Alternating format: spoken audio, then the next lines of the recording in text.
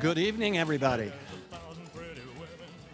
I need to apologize. We started a little bit late this evening because we knew we would probably have some folks that went to the museum because that's where we've had all of our other lectures.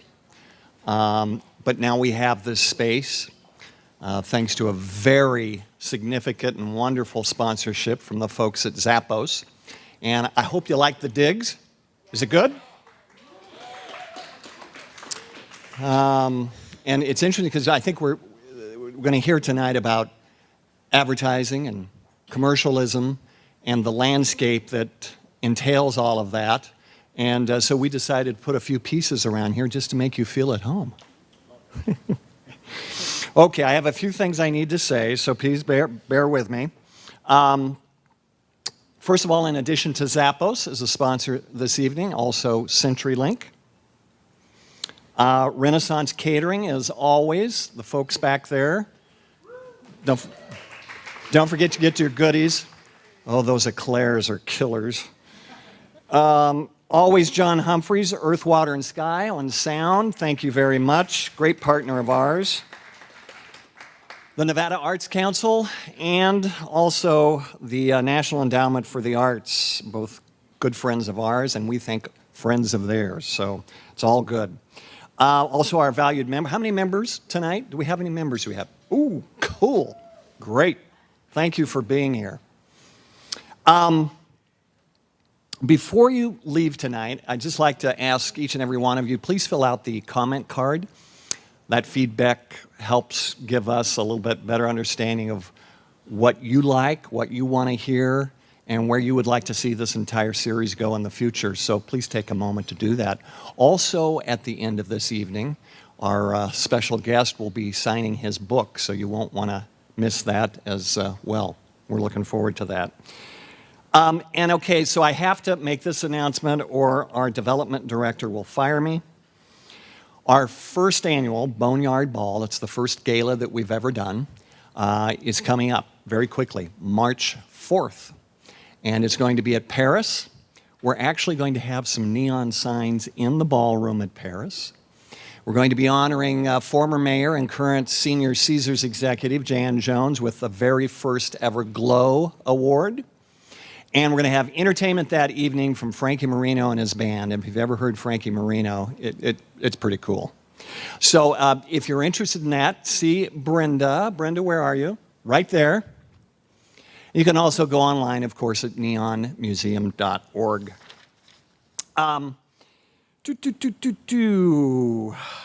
Well, we welcome our scholar in residence, Martin Treu. I love that name. It's a television name. Martin Treu. Great. Architect, I'm jealous. I thought about doing that one time, but I could not add 2 and 2 together, and this was before CAD.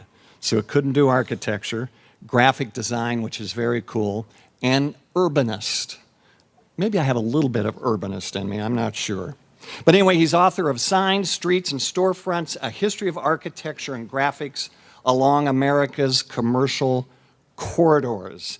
And tonight, he's going to discuss how Las Vegas's iconic signs were developed and how they relate to the whole commercial landscape across the United States.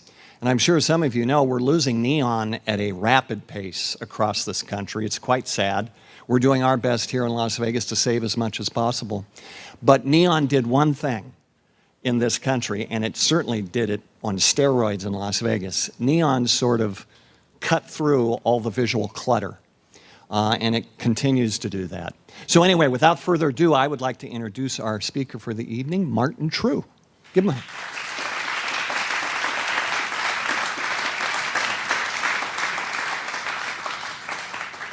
Good evening, everybody. Thanks for this great turnout. I'm really excited about talking tonight.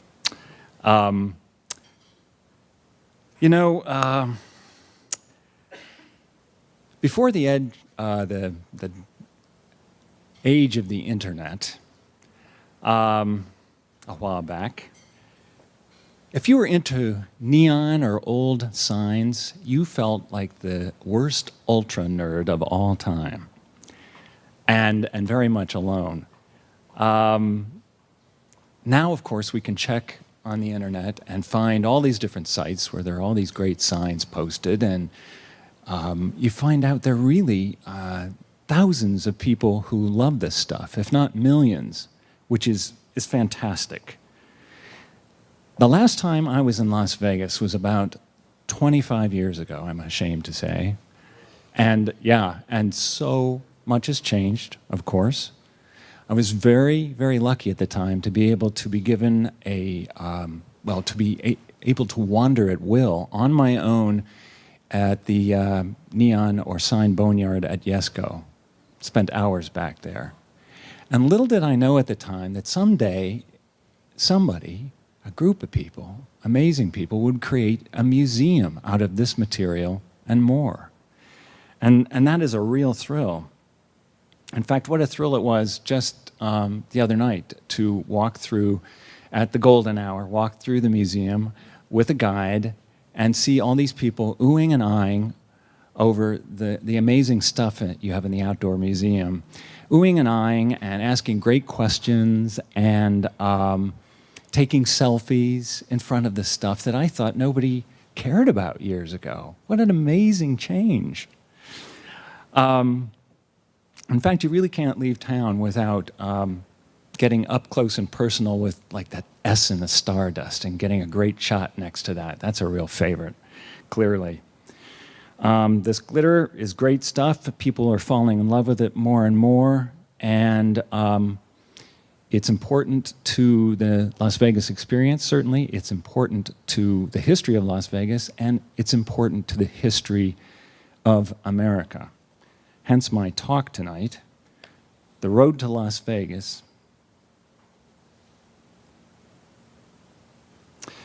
We think of Las Vegas as a matchless, exceptional place, completely unique in America. And of course, it is one of a kind. It's a bravura act of imagination and will. But to think of it as an island, a phenomenon disengaged from the rest of America and its history, is to do it a disservice and to miss an opportunity to understand Las Vegas and America better. I'd like to discuss tonight how Las Vegas relates to, even learned from, the design evolution of Main Street and the early highway strip into and out of small towns in America. Las Vegas, as many of you know, was settled in 1905. This was miraculously just at the same time that electric trade signs were beginning to become commonplace in big American cities, and it happened almost overnight. And they were making their debut in small towns across America. The Sign Industry Trade Bible, Signs of the Times magazine, was launched the very next year, indicating how quickly this growth and prosperity was happening in that industry. The period that today's talk will examine, 1900 to 1970, follows the arc of development of electric signs in America, from the most basic incandescent bulb signs fastened to the front of a Main Street storefront to elaborate electric sign or neon sign extravaganzas out on the edge of the road, out in the middle of a sea of parking. This period also happens to follow the classic period of sign evolution in American history. The two places, Las Vegas and Main Street, aren't really all that different from each other until the post-war period. Until 1950, in fact, you could even say that Main Street and its corresponding commercial centers in the downtowns of bigger American cities led the way in design development and invention. From 1950 to 1970, they are still very much the same in principle, but Las Vegas sweeps ahead in scale and sign growth per capita. But after 1970, a dramatic divergence occurs, and the split is really dramatic and final. Las Vegas continued to explore and expand, elevating entire landscapes to work as signs, while the rest of the United States suffered from a period of self-consciousness, containment, and demolition. but more about that in a few minutes. I want to begin the presentation tonight by working with a set of drawings that I created in an attempt to explain conceptually how modern signs and architectural design began to transform the commercial landscape from 1900 on. This set of sketches represents 4 periods of time that segment today's talk and help us understand that history. You have the 1910s to the 1920s, a period I call foundation. We'll get some principles established there. It's a period of urban alignment, of a certain regularity of architecture, continuous streetscapes, but it's also a period of rapid sign growth and a kind of random add-on approach to signage.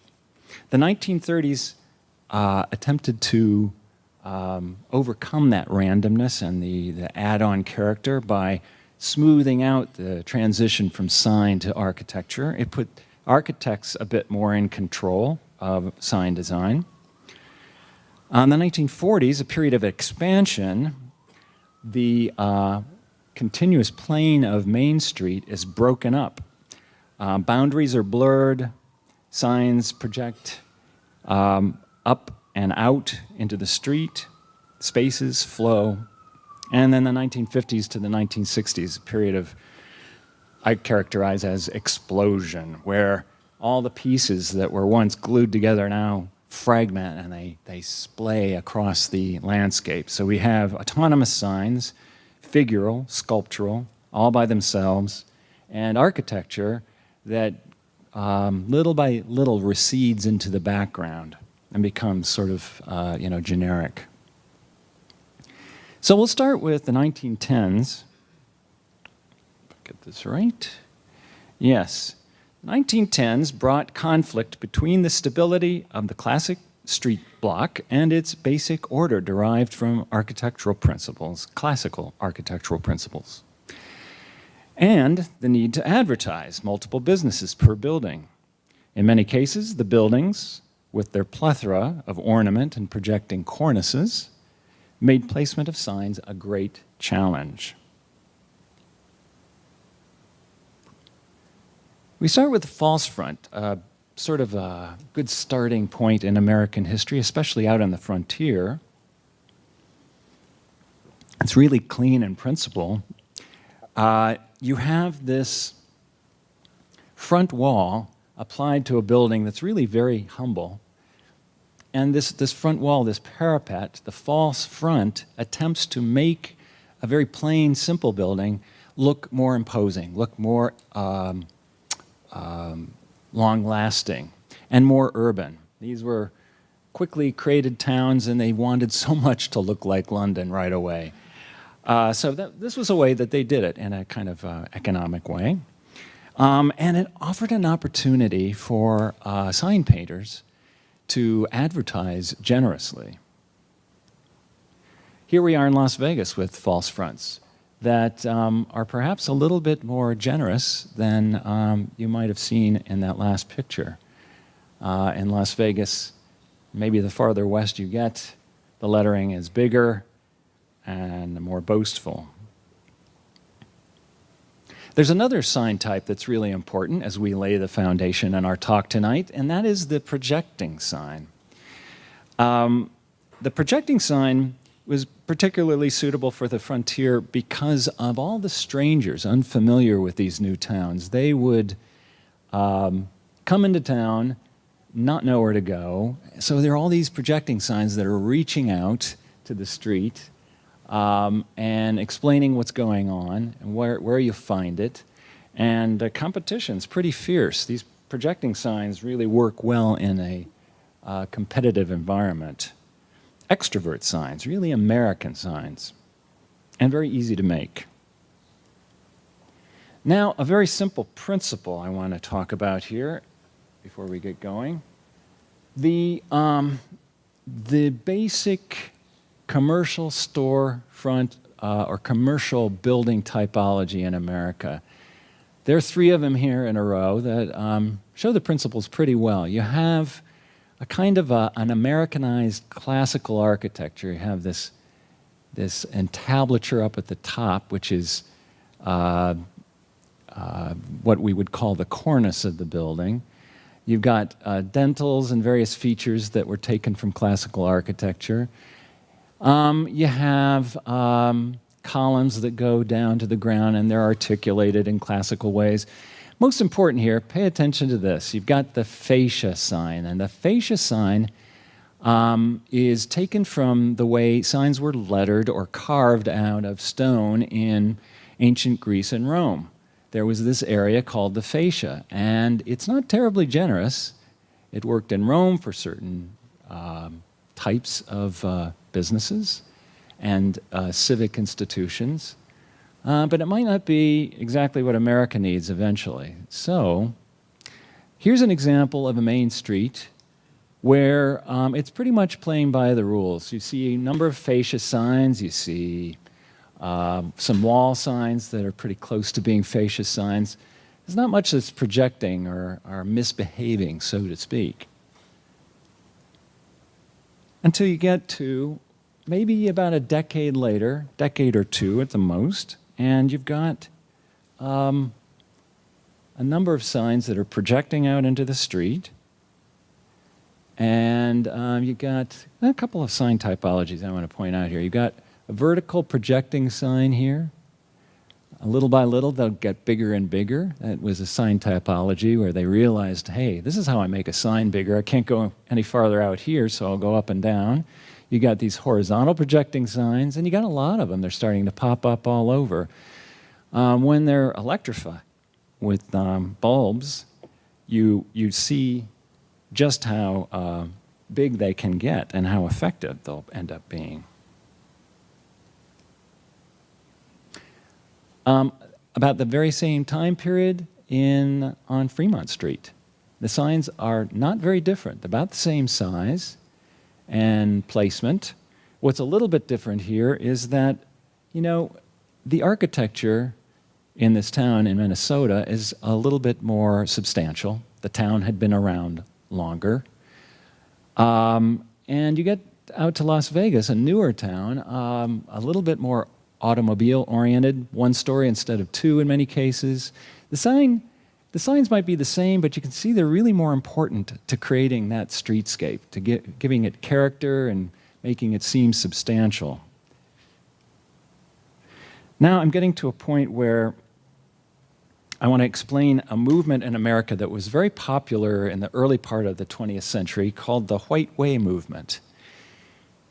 What was happening in a lot of small towns in particular, each main street wanted so much to be Broadway. They wanted to compete with the next town. They wanted to have a lot of bright lights. They wanted to be as modern as they could be. And before the municipal lighting systems were established effectively, in many cases the lighting that was out on the street, except for moonlight, was supplied by the first electric signs. Now here is a White Way in Denver, a bigger town, and you can see how much bigger the signs are, but it's the same principles we saw just before. The vertical signs I want you to pay attention to, these vertical projecting signs, like this one here. They're advertising all kinds of businesses. They're advertising cinemas, they're advertising stores, they're advertising restaurants. They get to be this big when you get to the real heart of a town. The main street where everybody wanted to show up and see each other and do things. But there's something else you're seeing here. This is a street that developed probably the first decade and a half in the 20th century, and you're seeing a number of old cinemas. This is the first stage after the Nickelodeon, where you're seeing electric bulbs cover the entire facade. And this is something of a precursor to what you see in Las Vegas eventually. Signs that are vertical, going up as tall as they can be, and whole illuminated facades. In principle, that's what you're going to see decades later in Las Vegas, those vertical projecting signs. Yeah, let's see here. I missed one. I think it comes later. Well, this slide is going to show you, even as early as 1905, 1910, the variety of signs that were appearing in bigger cities. You see projecting signs, you see electric signs, painted signs, fascia signs, wall signs. It's a little bit of chaos, but these are the typologies that Las Vegas will borrow from in its early years. Oops. This is a cartoon that showed up in the Signs of the Times magazine for the sign companies. It's a bit of a joke, and yet it's not all that far from what was really happening. What you see here are wide variety of sign types, and you're seeing real saturation of signs. That's what was starting to happen in a lot of big American cities, and then starting to happen in small towns as well.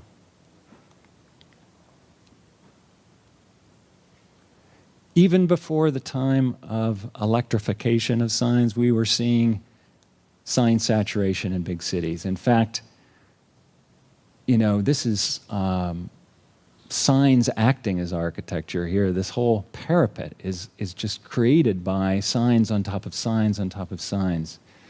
It was getting to that point in many places in America. Theater signs by the 1920s were growing to enormous proportion. This is also a prelude to what we would see in Las Vegas eventually. Scale and the add-on character, the superstructure you had to create for these signs. Now, before the 1920s, there was there was a period where sign design was very much integrated with the design of theater facades.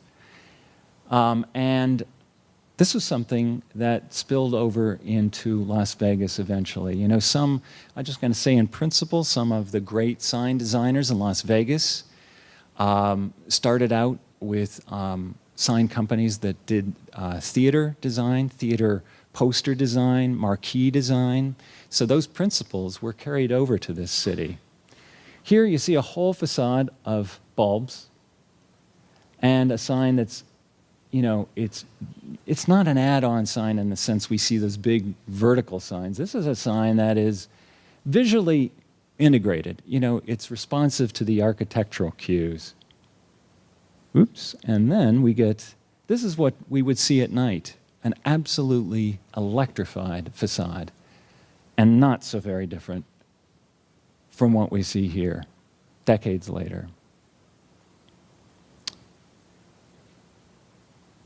And of course, this is Binion's. That was created by Wayne McAllister and Yesco designers back in 1962. Another principle that will carry forward in the design history of signs. This is a picture from 1840, believe it or not. And it shows a coach arriving in a small town in Massachusetts, Barre, Massachusetts.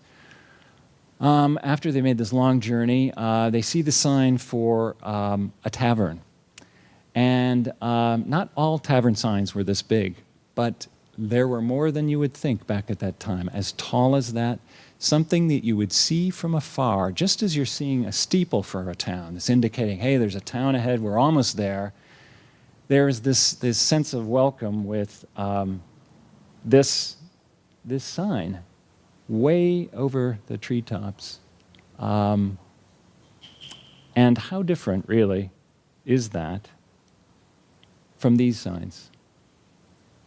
In proportion, the way that they're supported, it's the same principle. Hospitality, hotel, entertainment. All those same things were offered in the 1840s in a different way, without electricity.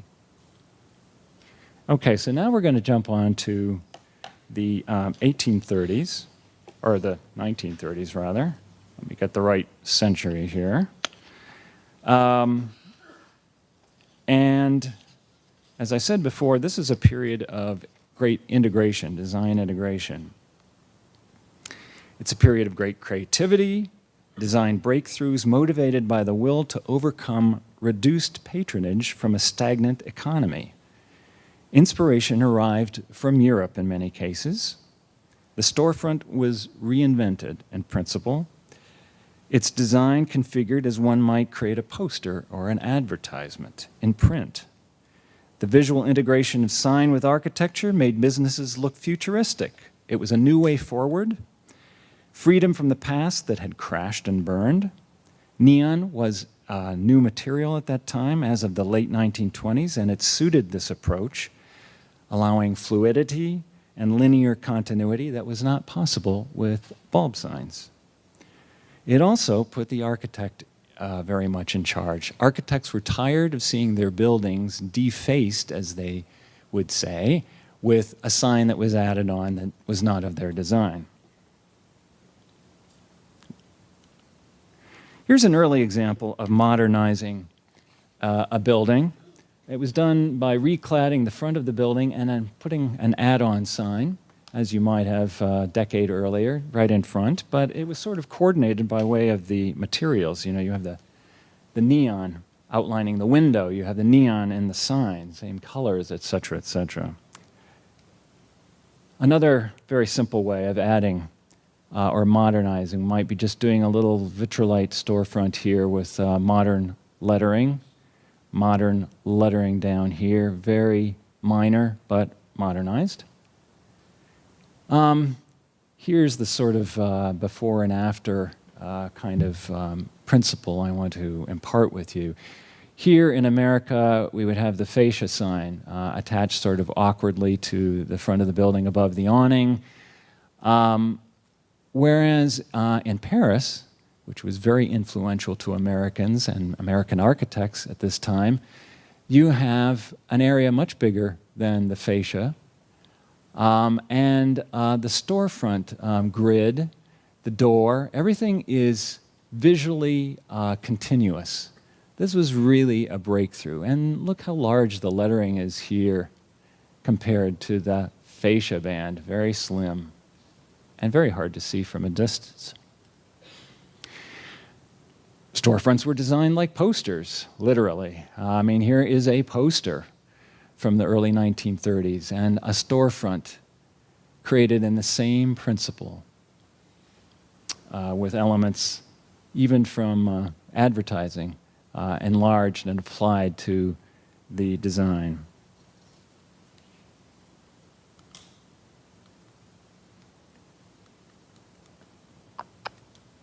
Sorry, this is a kind of trigger-happy little device here.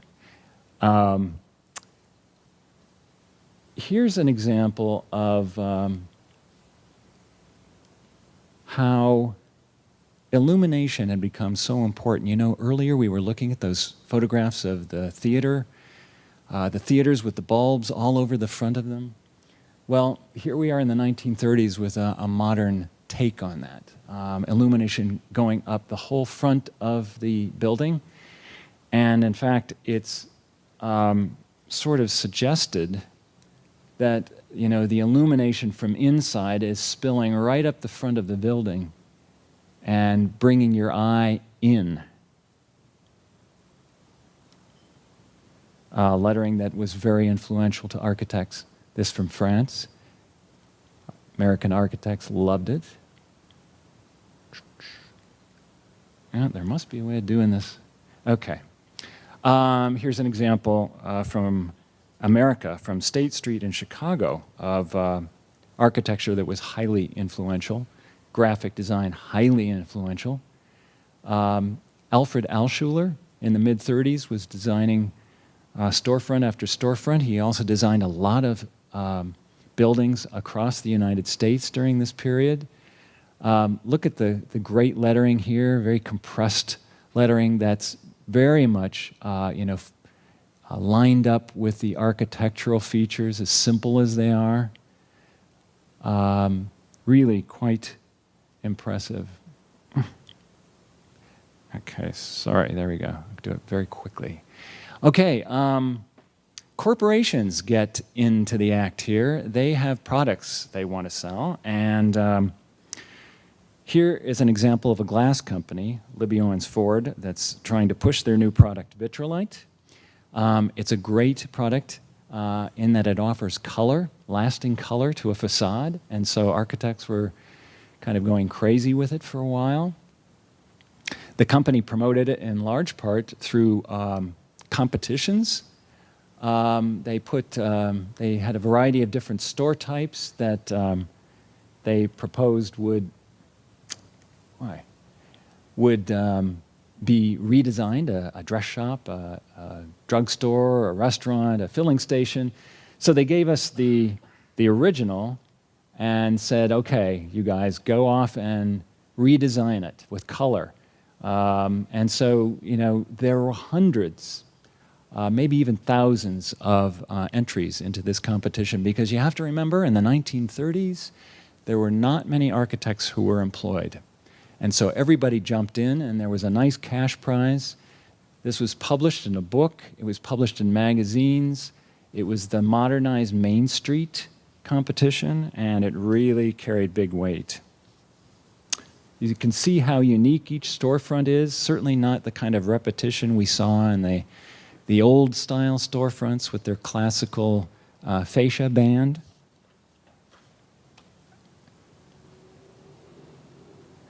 Another company wanted to get into the act of pushing their product.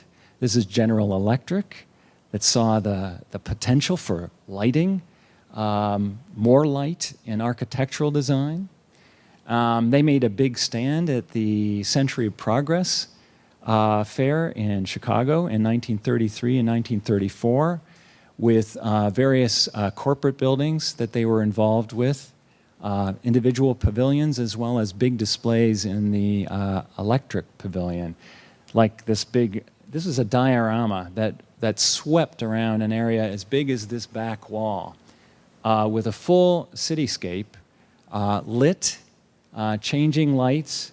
These little automobiles were moving back and forth. I mean, it really captivated the crowd and made them think, yeah, this could really happen in our town. General Electric had a magazine where they had their in-house architects proposing what could be done, what were ways of pushing the envelope with lighting design. So these buildings ended up being kind of landmark features out on the highway. They were really proposing how lighting could be very effective out in suburban space. Here's a pavilion from the fair for the Walgreens Corporation. And this could work very well out on the freeway, capture attention of the motorist. The tower feature became very important to Las Vegas eventually, and in a way this kind of study prefigures that. Sign companies also got into the act of designing whole storefronts, sign and architecture. Since it was such a graphic endeavor, why not? And so they did. In fact, Wayne Heath with Heath & Company was one of the first companies to really employ this in a big way and push the potential of drawing new clients into the sign business when he moved out to California. Now, here's the Boulder Club. Here I'm segueing into Las Vegas because Las Vegas picks up the baton in the late 1930s. Here we are just around 1936, let's say, or a little bit later, just a little, not quite into the 40s. It may not be as smooth and stylish as the pavilions we were looking at the fair, but there's some important principles here. We are seeing a lot of juice here on this facade. This is a lot of glow per square inch that you might not see on most American main streets. And it was already starting to happen here. You saw a projecting vertical sign that you might see on Main Street in a medium size or even a smaller town. But you wouldn't see something quite like this, and especially this ribbed canopy. It's really starting to get saturated. The future's on the way. So now we get to the 1940s, that period of expansion I told you about. We know the 1930s brought a creative arrangement of two-dimensional design, but the 1940s presented a breakthrough because we move on into 3 dimensions. And breakthrough really is the right word, because commercial design aimed to obliterate the continuous wall of the traditional urban streetscape, and it wanted to do that for a reason. It was trying to increase patronage even more than the two-dimensional design had in the 1930s. It's going to the next level. The goal was to make it easier for customers to find shops while motoring, with signs stretched up beyond the roof lines, and also easier for patrons on foot to just find themselves inside almost by accident, because they were blurring the line between inside and outside, pulling things outside and pushing walls inside. Libby Owens Ford, the company that did the colored glass, 2 dimensions here. Just a couple years later, they had really jumped ahead to the future. Now they're designing in 3 dimensions and pushing this idea with architects. Here we're seeing some principles that are also very important to Las Vegas design on Fremont Street. We're seeing the continuous lit ceiling that goes from the inside to the outside and becomes a canopy. And this canopy bends and turns a corner and becomes the projecting vertical sign. Instead of the sign just being added on later, here it is connecting with the whole design, but it's being done in 3 dimensions. This is quite a leap ahead. Boundaries blurred, again. Lettering floating, almost gravity-free, really free-thinking period. Here's a design by industrial designer Donald Deskey in 1945. You're seeing that principle again, the interior ceiling carried just straight out. Same texture, same lighting, out over the sidewalk, and then it turns up and becomes the sign. Talk about continuity. And then the immense scale of the lettering. Here's a 3D element. That was unusual out on Main Street. And this display case thrusting from the inside outside. Big advances. Here we are in Tucson, Arizona, 1954, Bernard Friedman.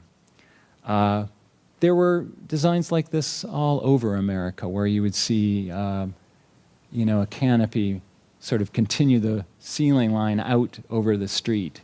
Great incorporation of lettering with the canopy, display cases coming outside from inside, a lot of visual continuity and flow. This is one of my favorite examples. I am nuts about this design. This was from, of all places, Jackson, Mississippi. And it's from 1952, but it's carrying the principles of the 1940s forward for us to see them. The projecting sign here is sort of reinvented instead of an add-on. It's part of the design. It mimics the lettering on the facade. That horizontal element is not just a support, but it's part of the aesthetic of that storefront.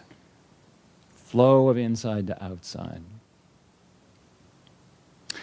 An architect by the name of Victor Gruen, who became very famous for his mall designs a decade later, in the 1940s, was experimenting with ways to let that flow happen, allow the lighting from the inside to flow outside, sort of channel the flow of people on the sidewalk from outside to inside.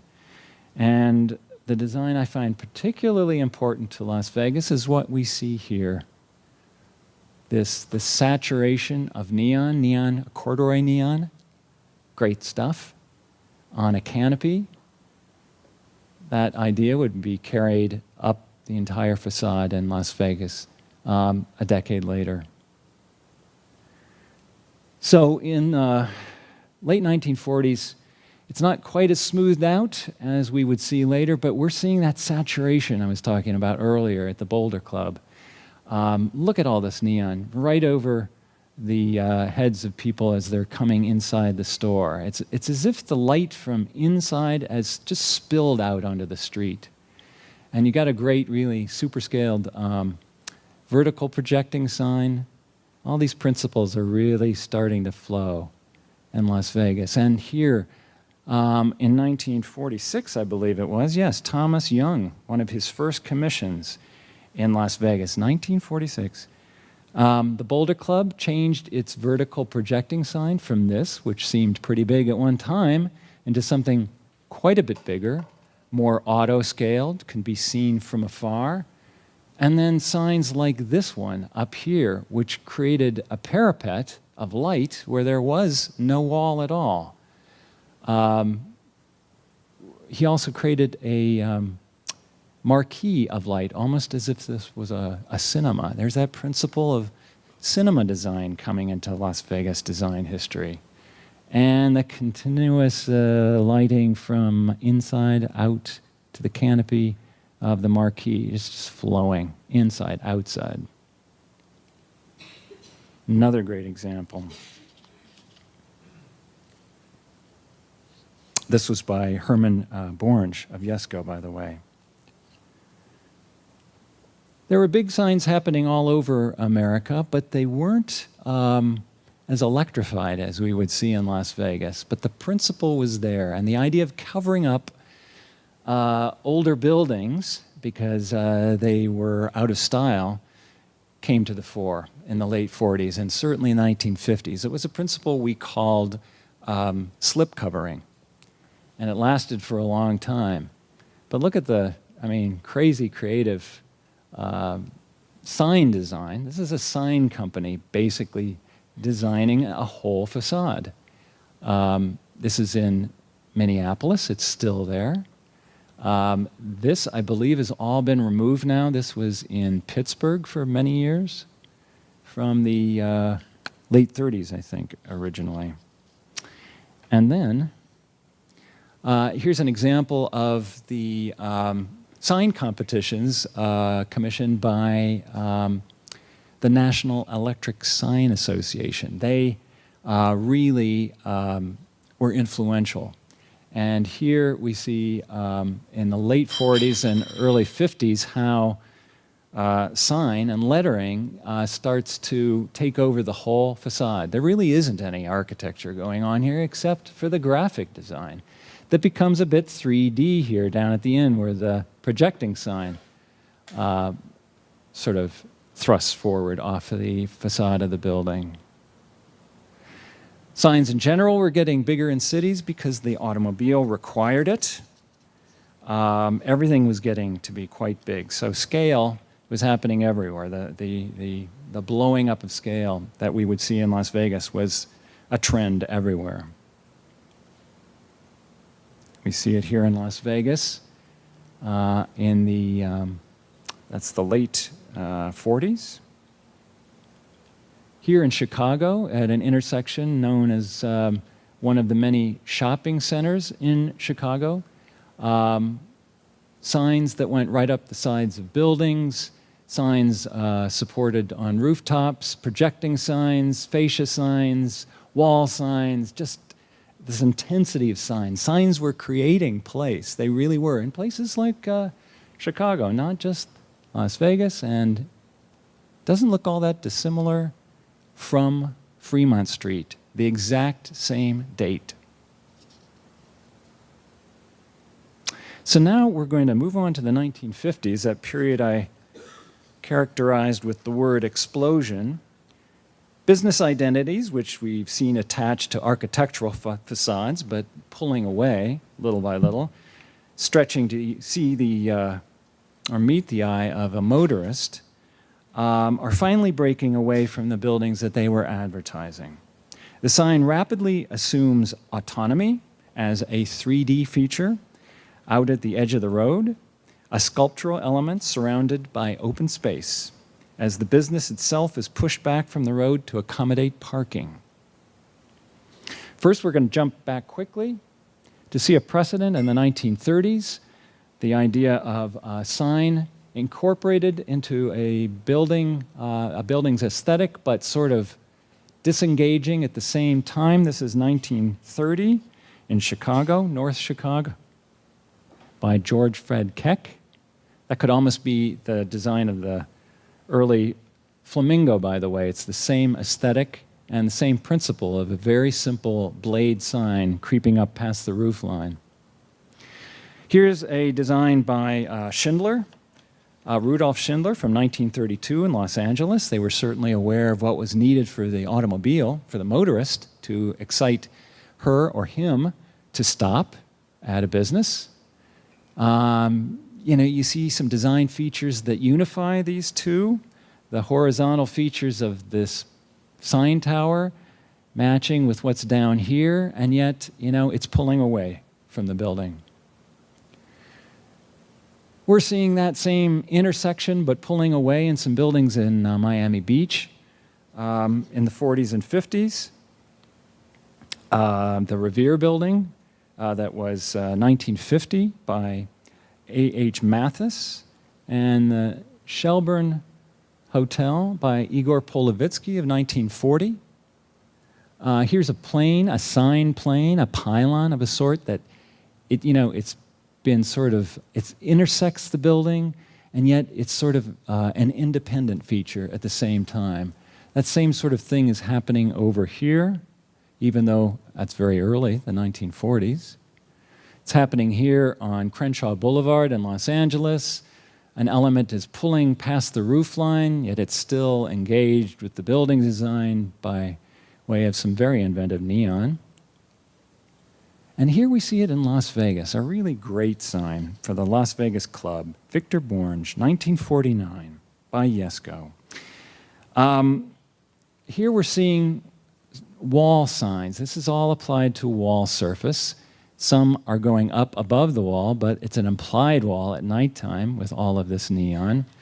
And then this element shoots up way past, up to the sky. And it comes down and turns a corner, and it's visually integrated with the sign canopy, which is really an intense amount of light here. And then that great overhead illumination that carries inside that we were talking about earlier. Some principles of the theater applied here, and some other examples. And we start to see this out on, out there, on the Strip in the late 1940s. Graham Neon's terrific Thunderbird for the Thunderbird Hotel. We see a tower element that's part of the architecture, but then the sign element that's very much part of this feature. This is the primary sign. It's what you might call the heraldic sign, a term that was used by Venturi when talking about Las Vegas back in the late 1960s. Robert Venturi, the heraldic feature.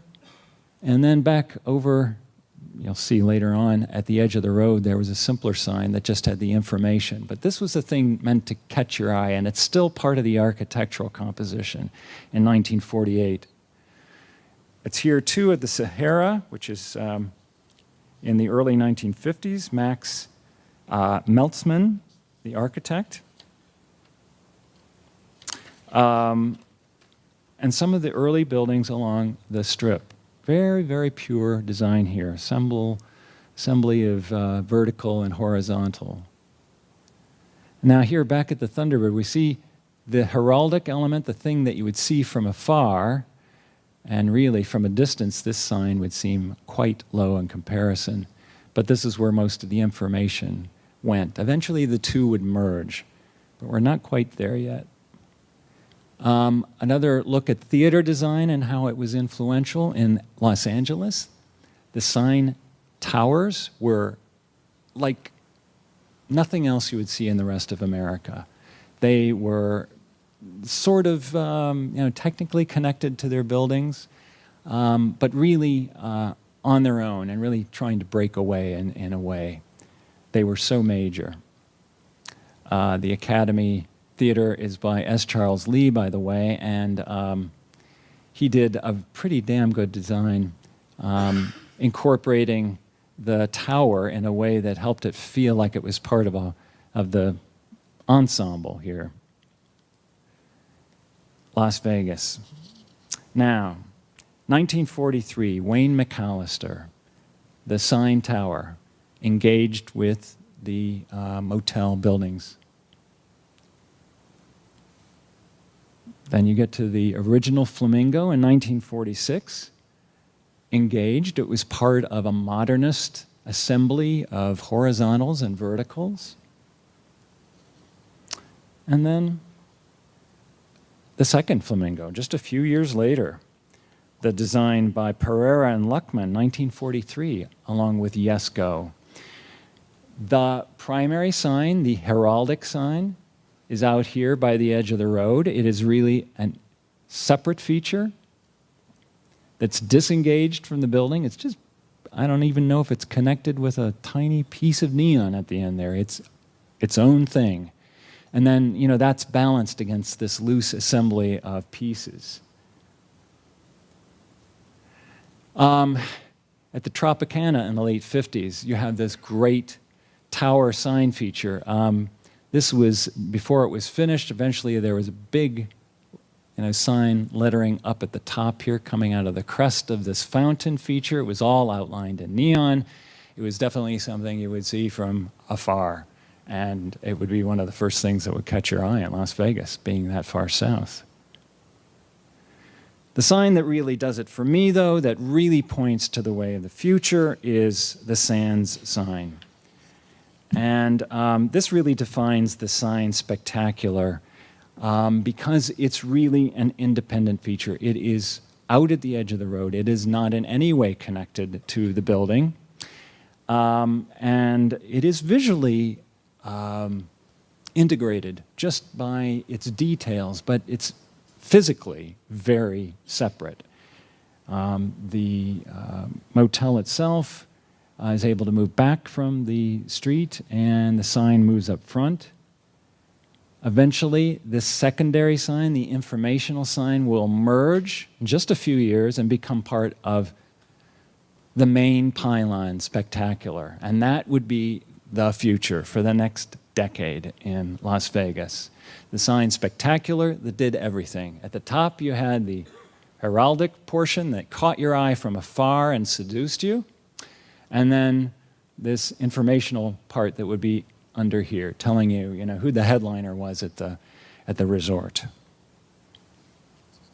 The sign Pylon was happening all over America at this time. Not quite at the scale as you saw in Las Vegas, but the same principles.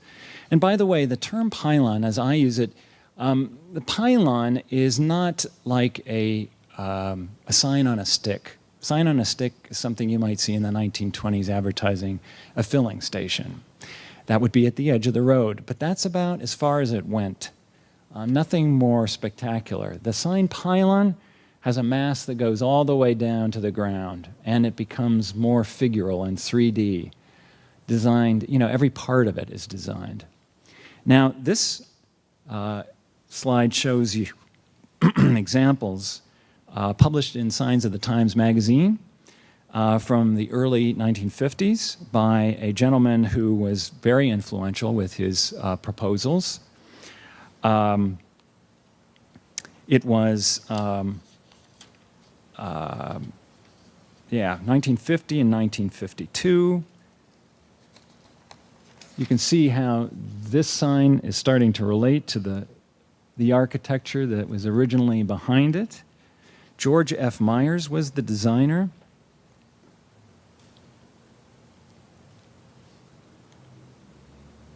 And And a few more examples of his work, getting very 3D here. You know, he was a sign designer who was just not afraid to push out of the envelope, the way Las Vegas sign designers were not afraid. And you're seeing all kinds of things that would characterize the 1950s. Angles, cantilevers, contrast of smooth to sharp, an implied kinetic energy. And this would be very influential to motel signs across America. I want to say something about motel signs because that's what you're seeing in Las Vegas. They were motels that became resorts and casinos. But in principle, these were places of tremendous hospitality, a place to rest for the night, to sit by the pool. The sign had to do a lot of work for a motel. You have to remember that, and by the way, I think you may recognize these from Las Vegas, out on Eastern Fremont. I took this picture on my last journey to Las Vegas 25 years ago. They're still there, God bless them. That is really great to see. So, yes, these signs for motels had to inform strangers really very quickly. People who were unfamiliar with the territory. They had to learn a lot very quickly about each of these businesses as they drove past. And there was usually one after another after another. So there was competition. There was darkness. You had to create a visual distinction, something that made it different from the rest. Maybe created some sort of atmosphere that didn't exist in the architecture, which was usually very bland and generic.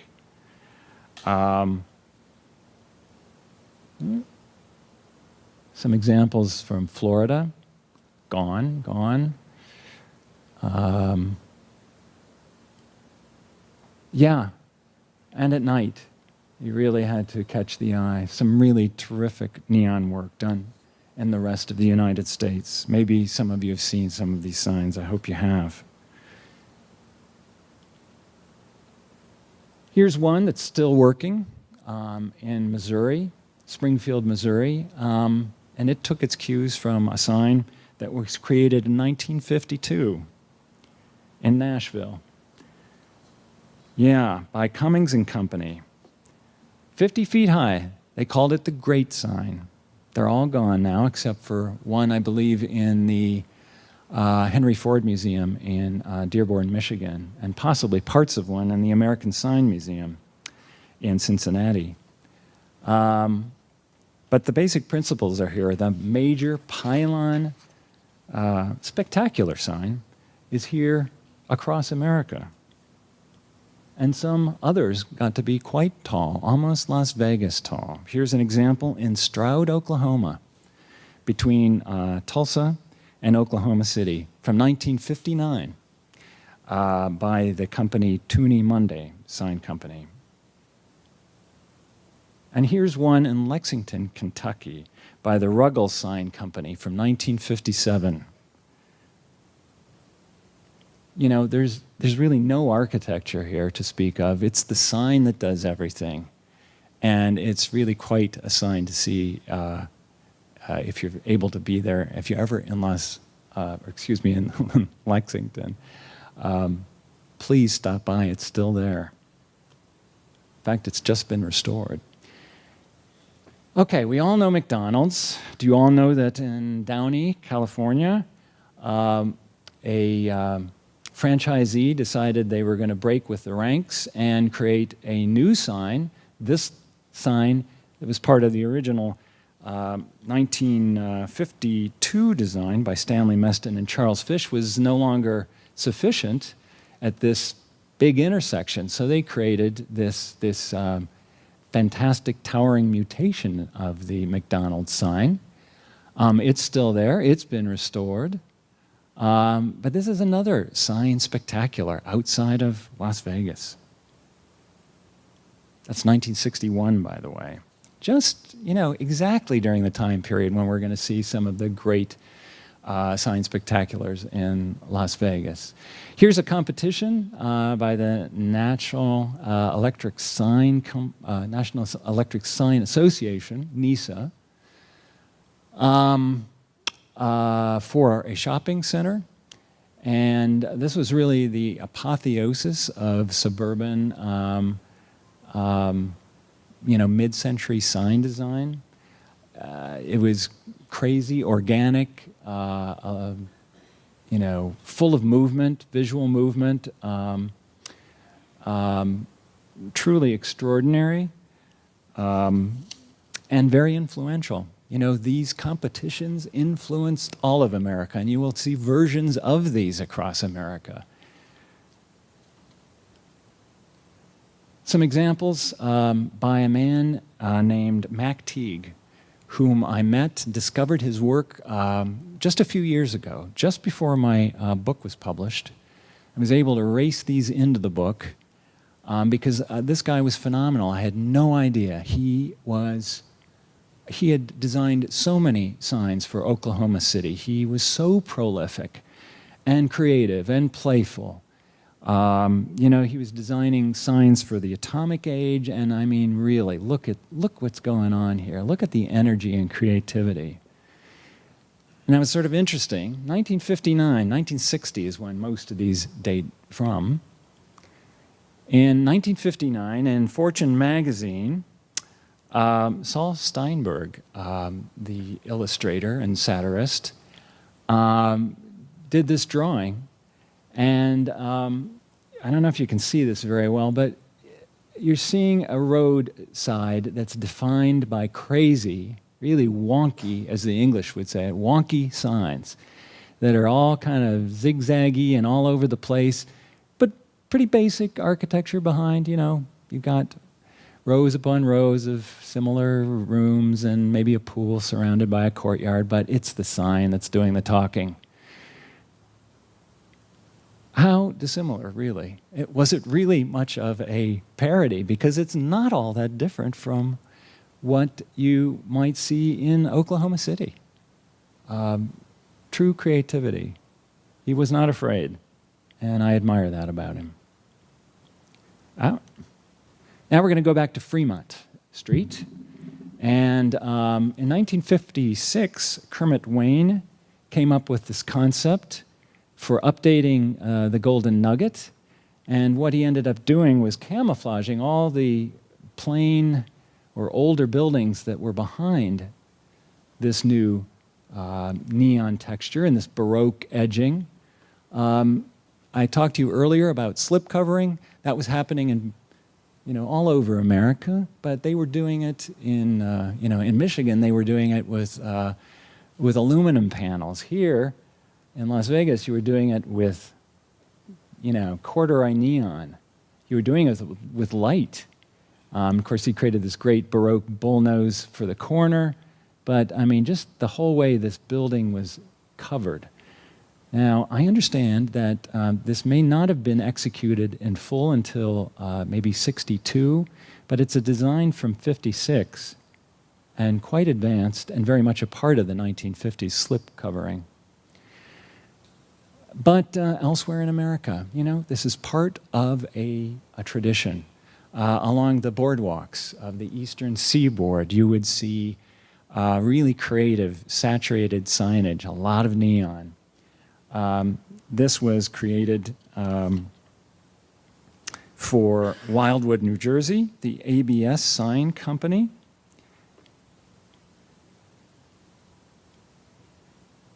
And in Alhambra, California, I don't know if any of you know this, this is still operating. It's animated. It switches back and forth between these two. I'm sorry I don't have a little film clip. That would be great. But this building was created in the early 40s by Walter Zick, one of the architects of the Mint that was once on Fremont. And then in the, 1950, he engaged a sign company to create this neon curtain and this figure that would appear in front of that curtain. It went back and forth and back and forth. Very much the principle you would see in Las Vegas. But of course, in Las Vegas, you saw it up and down Fremont. Here, this is a kind of a rare instance of neon saturation and elsewhere in America. Then there's the Stardust from 1958, Kermit Wayne at Yesco. This is the false front done in neon, basically.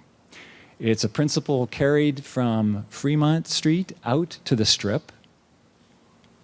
And it's something that Robert Venturi would have called the decorated shed, which in principle means you've got a basic building, just a plain Jane building, and you apply something to the front of it, like it was wallpaper, and give it its presence. That's a decorated shed par excellence out at the Stardust. And of course, you have your secondary sign, the informational sign. So this is the heraldic, this is the informational. Back on Fremont, you see the projecting neon sign that was once attached to the building facade. Now it has its own life. In fact, it whips around and becomes an entrance arch. And then a canopy feature that was informed by movie canopies, movie house canopy marquees, intersects it. I mean, you are seeing a lot of principles we've seen earlier, but they take on a whole new life in the hands of these great creative artists. We're also seeing some of the features of what they call Googy Architecture, which is I would describe Googy Architecture as graphic architecture that's done in 3Ds. It's architecture that doesn't really acknowledge gravity. It's having fun with shapes and forms and saying why not. And that's definitely what's happening at the Mint. There's no gravity visually holding up this little corner of the canopy. And that's not what's important. What's important is communicating a sense of excitement to the customer.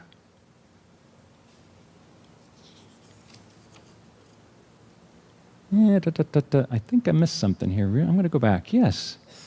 Right after the Stardust, we have something not too much dissimilar happening out in Florida in this case.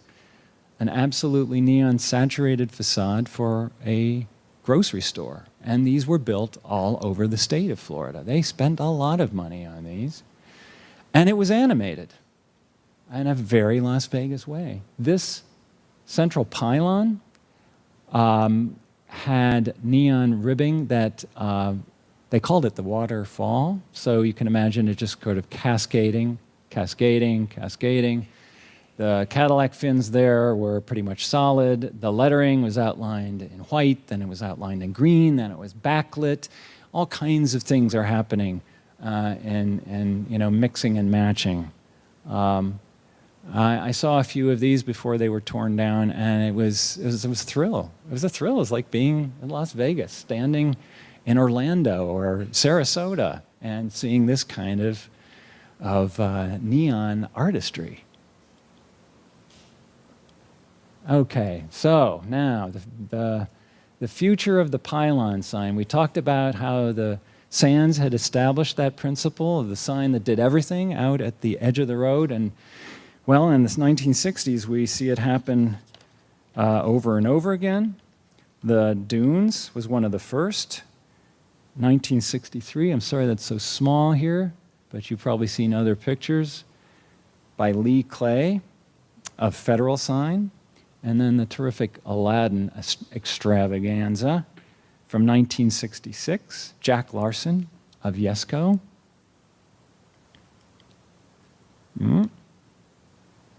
The incredible Stardust. The lettering, as you know, is part of the Neon Museum in the Boneyard from that sign. This was 1968.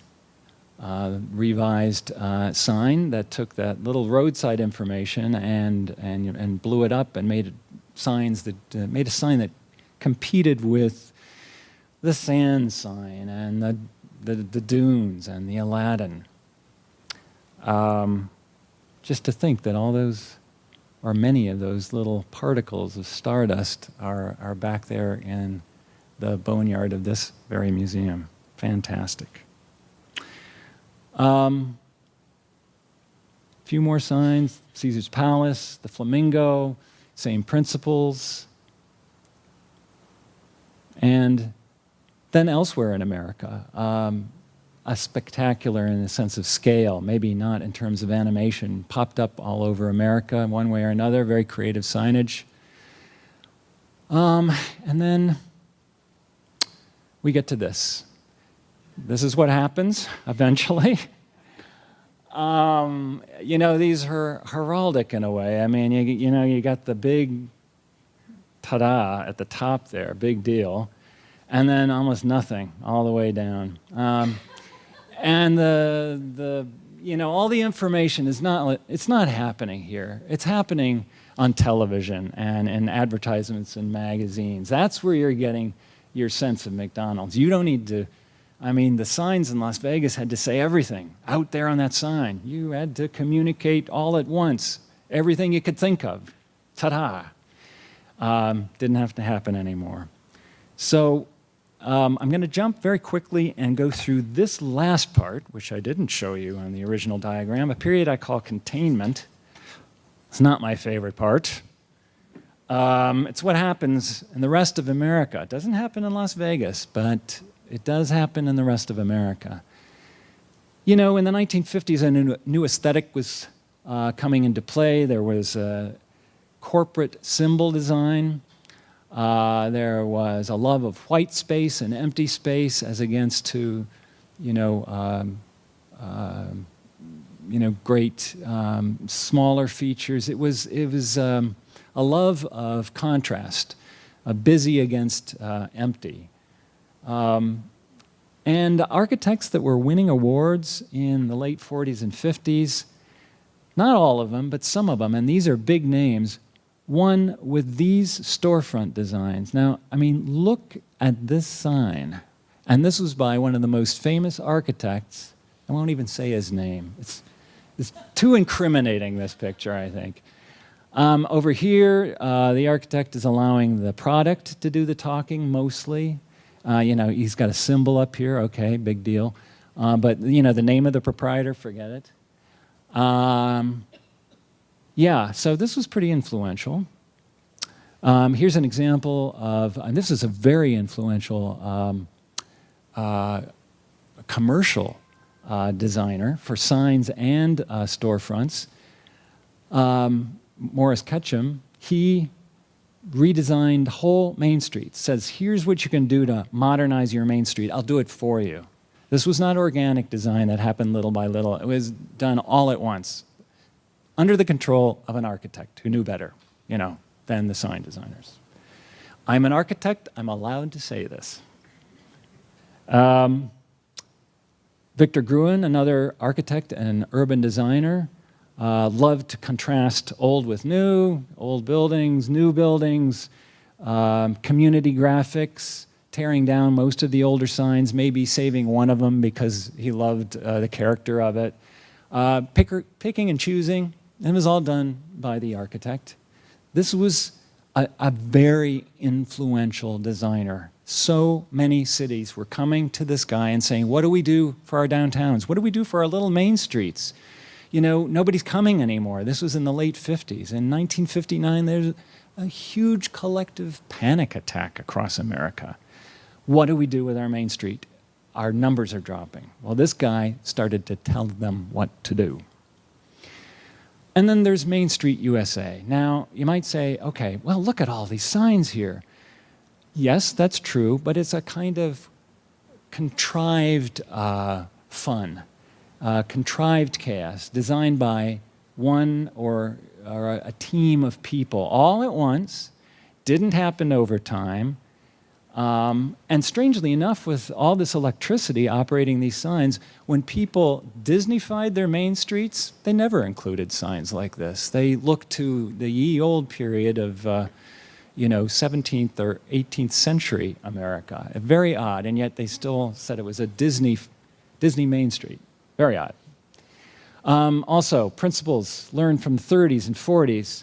Architects were saying, the alternative to Main Street is the shopping center, the mall. And we're going to make all signs of a certain size and shape, same location. We're going to unify. Mall designers that were very revered at the time, Gruen here, Victor Gruen here, Alvin Lustig, the great graphic designer. They had great communal graphics, but very, very dull individual signs for the businesses. Some architects were creating signs at this time, big monumental signs, the way Las Vegas sign designers were doing in scale, but not in principle, not the way they were designing them. They were designing them as architects might. These are very, very linear. They acknowledge gravity. It's very up and down. It's very gridded. It's very controlled. There might be some fun patterns. This is very fun. All these balls at the top here, terrific, fantastic, playful, but also something an architect might do. We'll do a comparison here. And this is not an exaggeration. Or think of the Dune sign compared to this. They're contemporaries of each other. These were designed, signs like this, by leading graphic designers and architects. I say graphic designers. They were graphic designers employed by architectural firms. So that's different. There's a lot of control there. Main Street was embarrassed by publications that included photos like this.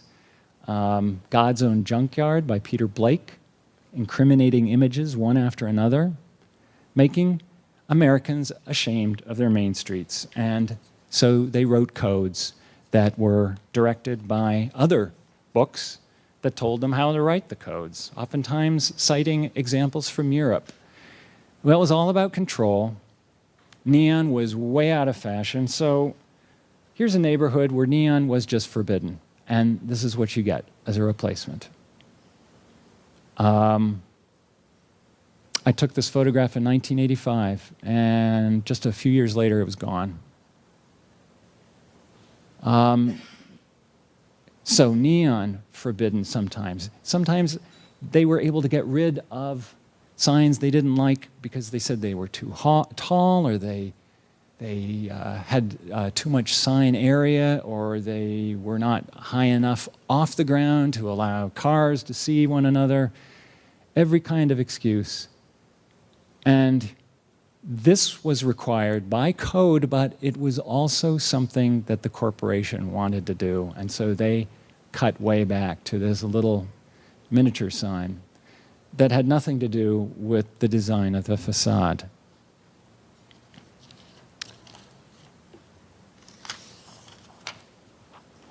Monrovia, California, 1950s, 1970s. Their code was written in a way that turned their main street into a kind of a park. They really de-urbanized it. Got rid of most of the signs or made them out of wood in a sort of sandblasted wood fashion that looked very organic and soft. And then trees planted everywhere, signs minimized, and this is what you get. I'm not saying it's terrible, but it isn't Main Street, I don't think. It was such a big shift. And also, you take signs away from a street like this and you don't have the street anymore. This is the slip covering we see in the 1950s, although this happened as late as the 1970s. They just got through taking all this slip covering down. And here's what we've seen. We've gone from the 1910s to the 1970s, looked at what happened in Las Vegas along the way. I haven't been able to study the municipal or county codes established for Las Vegas yet, but I still see a great creativity, and I see sign scale unthinkable in the rest of America. even places that are trying to reinvent themselves as entertainment centers. For those of you who have been around here for a while, I know that you've seen enormous change in this city, some of it regrettable, some exciting. The swiftness of transition pushed forward by market forces, the obliteration of so much of the past must feel like future shock to so much of you. Fortunately, all of you have this dedicated institution, the Neon Museum, which has not only saved so much that could have been lost, but curates and educates, even entertains and delights. Thanks to this museum, generations to come will see why this history is valued, why this craft is cherished, why it is important. As you can see from my presentation tonight, I believe that the visual history of Las Vegas is closely related to the history of American design. It's very important. I really want to thank you tonight for inviting me here to speak. It's a tremendous honor to be asked. I'm thrilled to be here again, and I'm so encouraged by what I'm seeing out in the museum, the outside museum, by what I'm seeing up and down the boulevard and elsewhere. So I say bravo to all the people here at the museum and all the dedicated volunteers. I heard some great talks in the Boneyard the other day. They all clearly have passion for the subject. We are all brothers and sisters of spirit, part of an unusual and wonderful family of sorts, a fan club, this crazy fan club. And I'm glad to be a part of it. Again, thank you for tonight.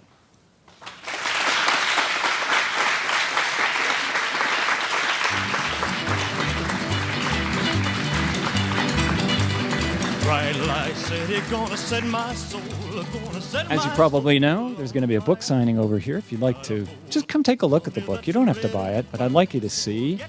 We've got great refreshments, and that's right, questions. Thank you for reminding me.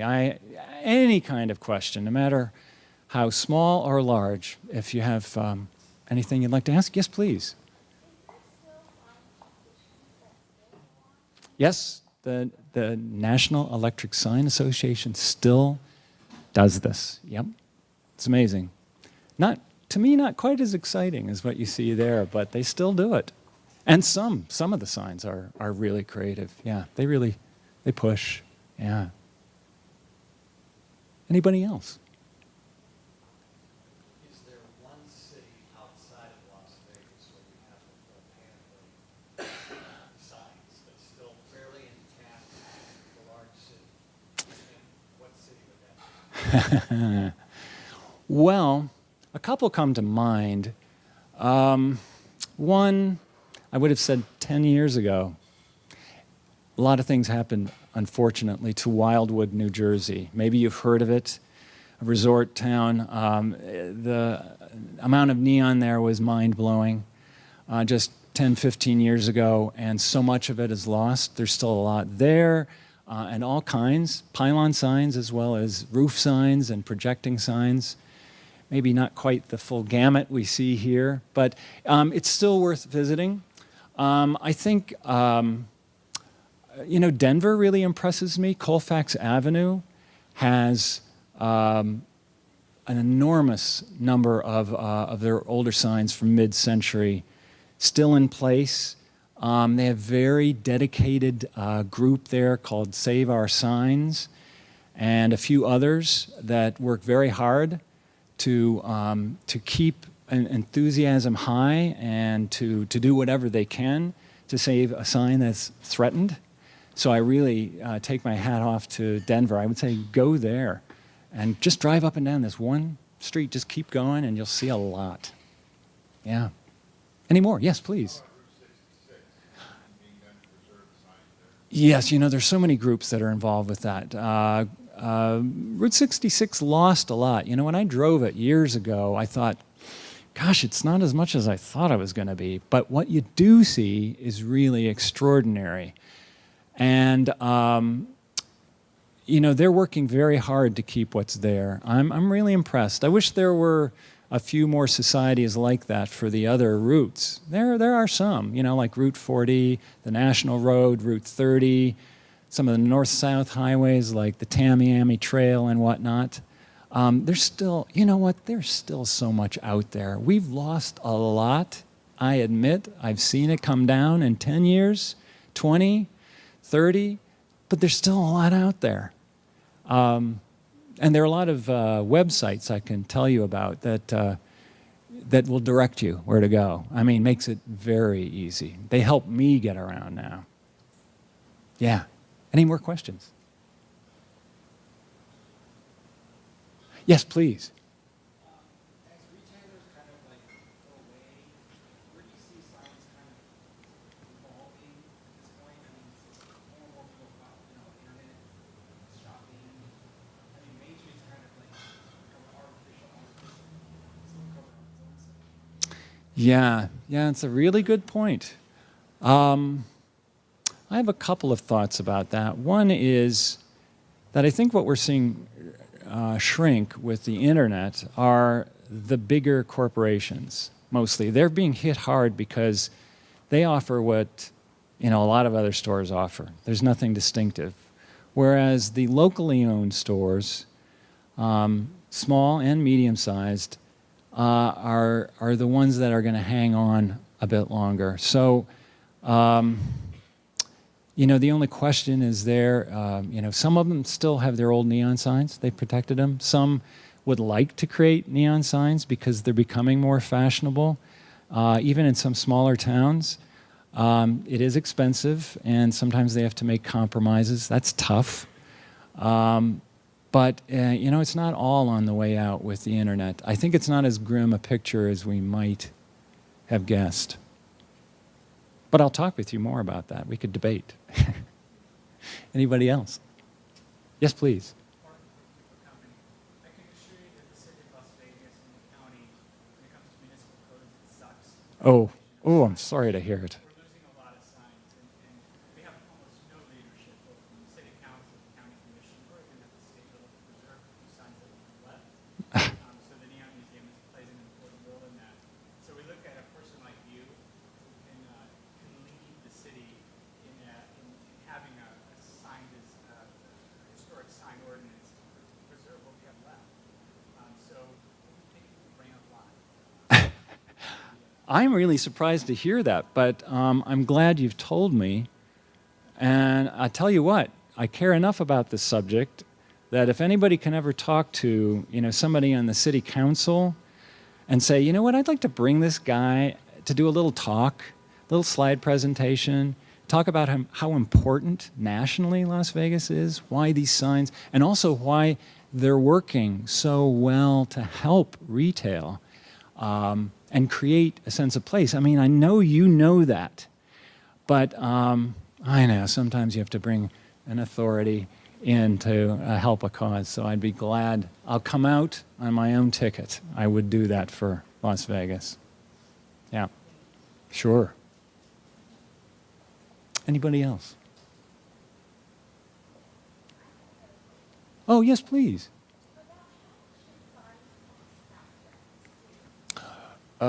I wish I had I should know that. That's a good detail. I should know that. I can find out. It's not that hard for me to do.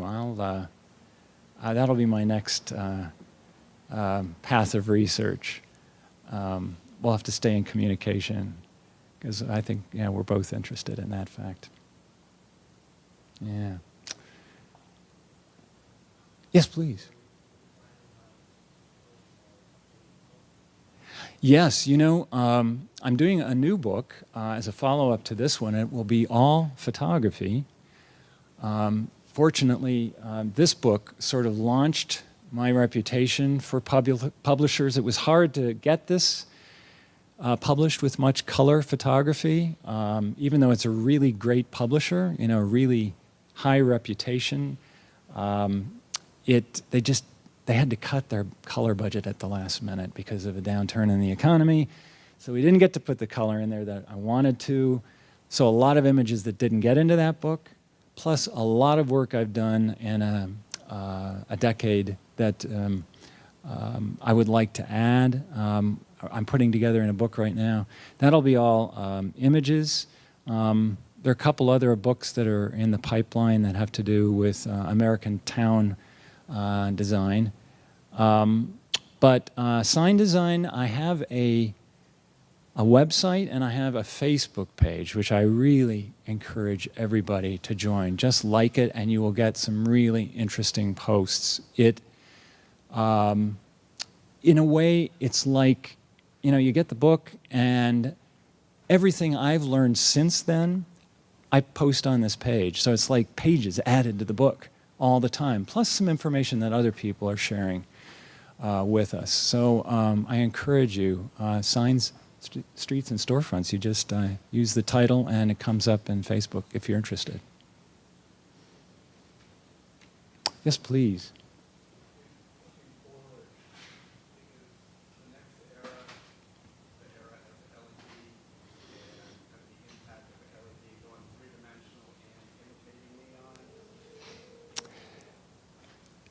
Because of the price differential, I'm afraid it may very well be, but I know there are a lot of diehards out there. And I know there's a trend in America, a very cool trend, to getting back to things as they were 20, 30 years ago in terms of craft. You know, there's a great book about sign painters, which is carried in the bookstore.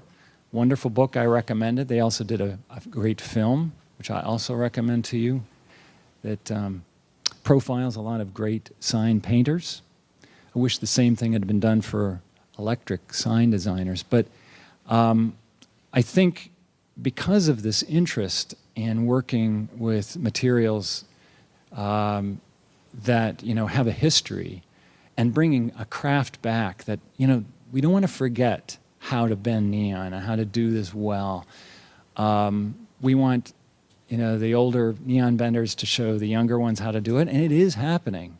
It could happen at a faster pace. LED has put a dent in that trend, but it hasn't stopped it. So I'm very hopeful that the two may parallel themselves. You know, LED might be used in a lot of corporate stuff, but I think some local businesses that can afford it, can afford neon, will do that, and others they'll mimic it. And, you know, it's all they can do to have a sign that is not a box acrylic sign, and still afford to put something up that's distinctive. We have to, you know, give them that grace sometimes. It's not what I want to do, but I think it's the kind of compromise we might have to have sometimes. Any more? Yes, please.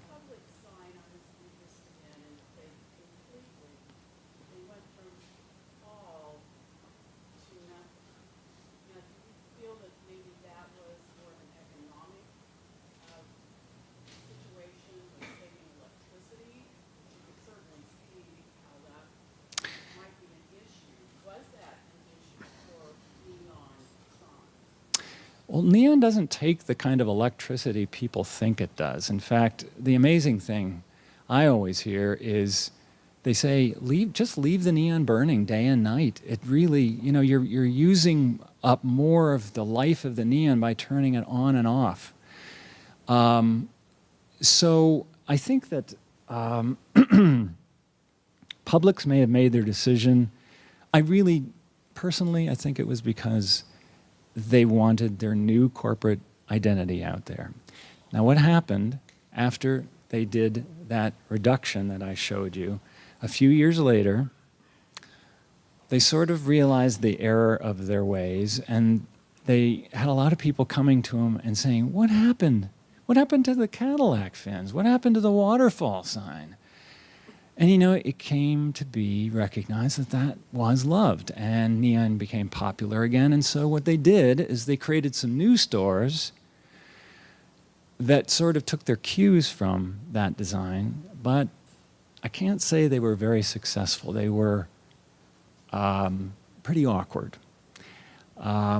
They tried, you know, they recognized that using a lot of neon was pretty exciting for people. You know, they realized, hey, we'll take advantage of the code. The code is saying, you know, if it's based on an historic precedent, we can do it. It was probably a change of the guard. And, I haven't followed up with Publix to see how many more of those they did. They did them about 10 years ago. I'd like to see what they're doing right now. That's a good question. I need to follow up. I'll post more on the Facebook page. Thank you for that question. Thank you, Martin. He'll be able to chat with you at the table if you have any more questions. But thank you all so much. Yeah, thank you.